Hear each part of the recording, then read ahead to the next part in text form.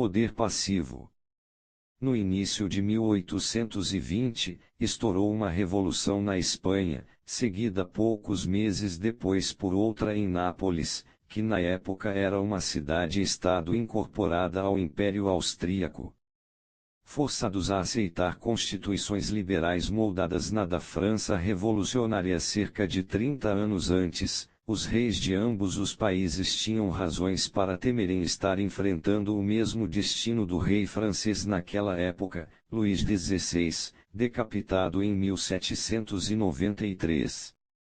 Enquanto os líderes das grandes potências da Europa, Inglaterra, Áustria e Prússia estremeciam diante da ideia de agitações e radicalismos espalhando-se através de suas fronteiras que tinham recentemente se estabilizado com a derrota de Napoleão.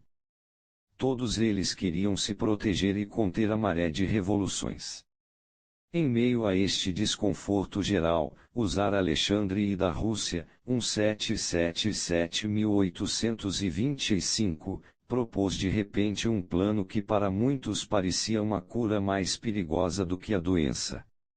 O exército russo era o maior e mais temido da Europa. Alexandre queria mandá-lo tanto para a Espanha como para Nápoles, esmagando as duas rebeliões. Em troca, ele faria questão de que os reis de ambos os reinos decretassem reformas liberais que concederiam a seus cidadãos mais liberdade, deixando-os mais satisfeitos e diluindo o desejo deles de revolução.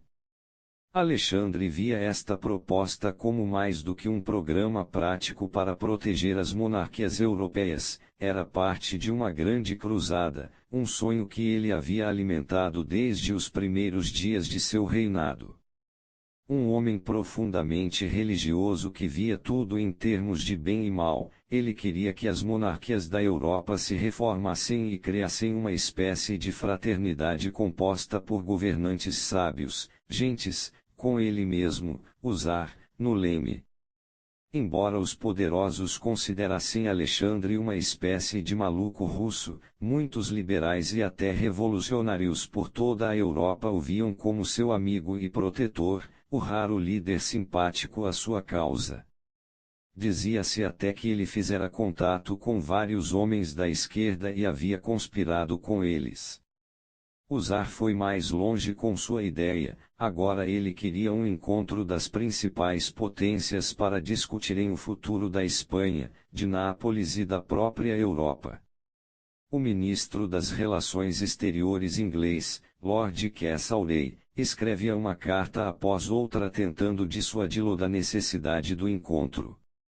Nunca foi prudente se meter nos negócios dos outros países, Castlereagh disse. Alexandre deveria deixar que a Inglaterra ajudasse a dar um fim às agitações na Espanha, sua íntima aliada, enquanto a Áustria faria o mesmo por Nápoles. Outros ministros e governantes escreveram a Alexandre também, usando argumentos semelhantes. Era importantíssimo mostrar uma frente unida contra o plano dele. Mas um homem ministro das Relações Exteriores austríaco, o príncipe Clemens von Metternich respondeu ao czar de outro modo, no mínimo chocante. Metternich era o ministro mais poderoso e respeitado na Europa. O mais perfeito realista, ele nunca se apressava a tomar uma atitude ousada ou envolver a Áustria em qualquer tipo de aventura. Segurança e ordem eram suas preocupações básicas. Ele era um conservador, um homem que acreditava nas virtudes do status quo.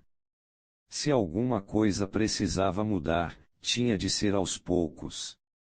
Mas Metternich também era um tanto enigmático, um elegante cortesão. Ele falava pouco, mas sempre parecia conseguir que as coisas fossem feitas de seu jeito.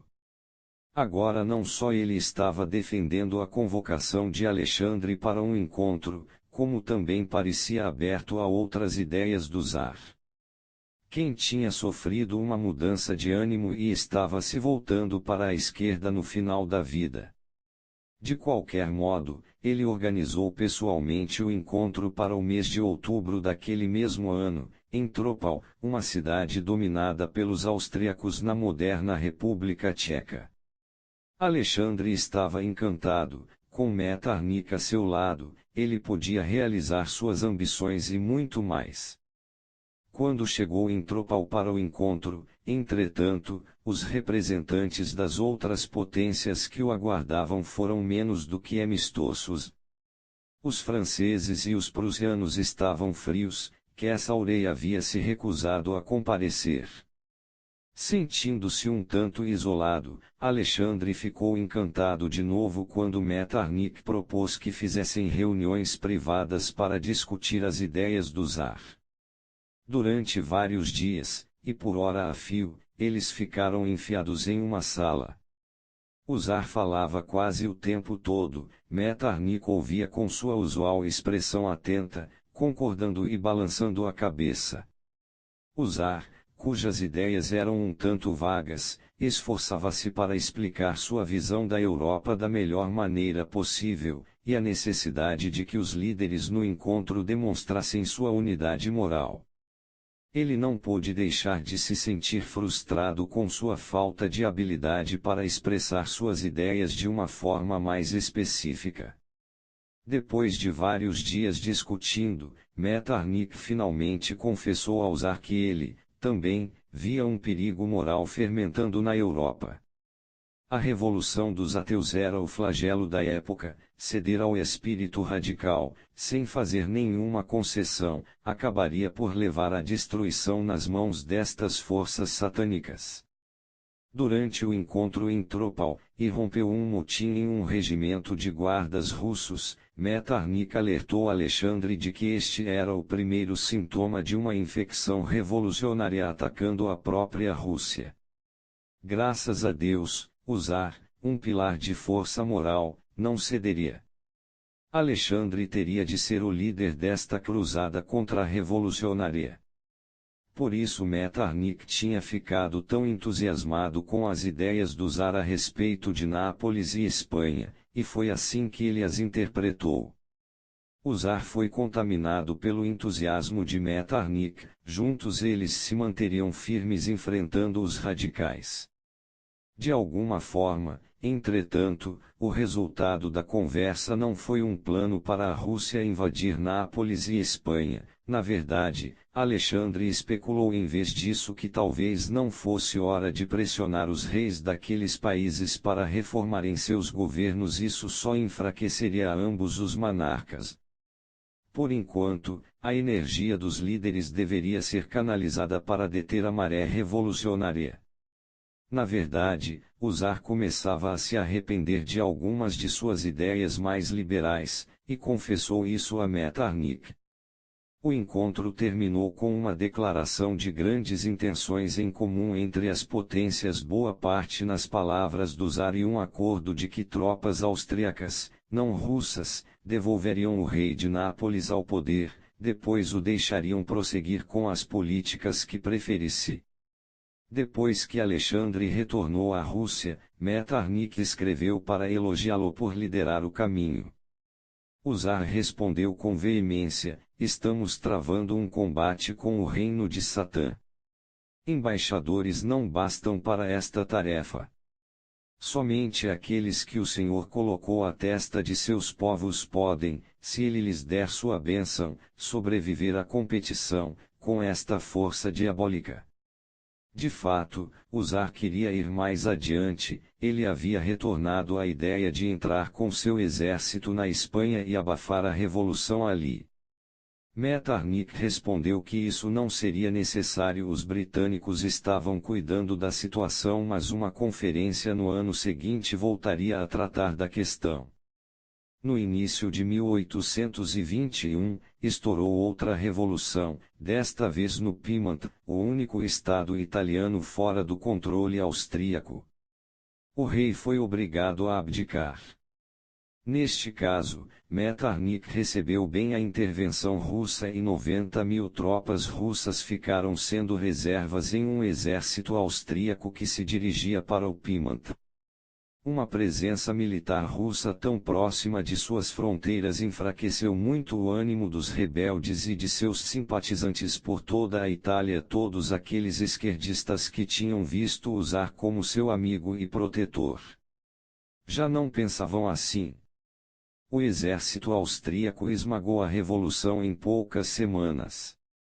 A pedido de Metternich, os russos polidamente recuaram suas forças. O czar estava orgulhoso de sua crescente influência na Europa, mas ele havia embarcado exatamente no oposto do que tinham sido seus planos originais para uma cruzada. Em vez de estar à frente da luta por progresso e reforma, ele havia se tornado um guardião do status quo, um conservador nos moldes do próprio Metternich. As pessoas que o cercavam não conseguiam compreender como isto tinha acontecido. Interpretação: o príncipe Metternich talvez tenha sido o praticante da agressão passiva mais eficaz na esfera pública. Outros diplomatas às vezes o achavam cauteloso, até fraco, mas, no final, como em um passe de mágica, ele sempre conseguia o que queria. O segredo de seu sucesso era sua habilidade para esconder sua agressão tão bem que ela ficava invisível. Metternich sempre tinha o cuidado de avaliar seu adversário. No caso do czar Alexandre, ele estava lidando com um homem governado por emoções e sujeito a violentas oscilações de humor. Mas o czar, por trás de sua fachada cristã moralista, também era agressivo a seu próprio modo, e ambicioso. Ele estava ansioso para liderar uma cruzada. Aos olhos de Metternich, ele era tão perigoso quanto Napoleão tinha sido. Em nome de estar agindo para o bem da Europa, esse homem poderia fazer suas tropas marcharem de uma ponta a outra do continente, criando um caos incalculável. Ficar no meio do caminho do poderoso exército de Alexandre seria a própria destruição. Mas o hábil Metternich sabia que tentar convencer o czar de que ele estava errado teria o efeito não pretendido de alimentar suas inseguranças e empurrá-lo para a esquerda, tornando-o mais propenso a tomar atitudes arriscadas sozinho. Em vez disso, o príncipe teria de tratá-lo como se fosse uma criança, desviando suas energias para a direita com uma campanha passivo-agressiva. A parte passiva era simples. Metternich se apresentou como complacente, concordando com ideias das quais ele na verdade discordava ao máximo. Ele aceitou o pedido de Alexandre para a realização de um encontro, por exemplo, embora pessoalmente não concordasse com isso. Em seguida, em suas discussões particulares com o czar em Tropal, ele primeiro escutou apenas, depois concordou entusiasmado. O czar acreditava em demonstrar unidade moral. Então Metternich, também embora suas próprias políticas sempre tivessem sido mais práticas do que morais, ele era mestre na Realpolitik. Ele elogiava qualidades pessoais no czar, fervor moral, por exemplo, que na verdade achava perigosas. Ele também incentivou o czar a levar avante suas ideias. Tendo desarmado, assim, as suspeitas e a resistência de Alexandre, Metternich ao mesmo tempo operava de forma agressiva. Em Tropal, ele trabalhou nos bastidores para isolar o czar das outras potências, de modo que o líder russo ficasse dependente dele. Em seguida, organizou com habilidade aquelas reuniões privadas até tarde da noite, quando sutilmente contaminou o czar com a ideia de que a revolução era muito mais perigosa do que o status quo e desviava a cruzada cristã radical russa para um ataque ao próprio liberalismo. Finalmente, tendo espelhado a energia de Alexandre, seus humors, seu entusiasmo e sua linguagem, Metternich conseguiu induzi-lo a enviar tropas contra a rebelião no Piemont. Essa ação, ao mesmo tempo, comprometia Alexandre de fato com a causa conservadora e o alienava dos liberais da Europa.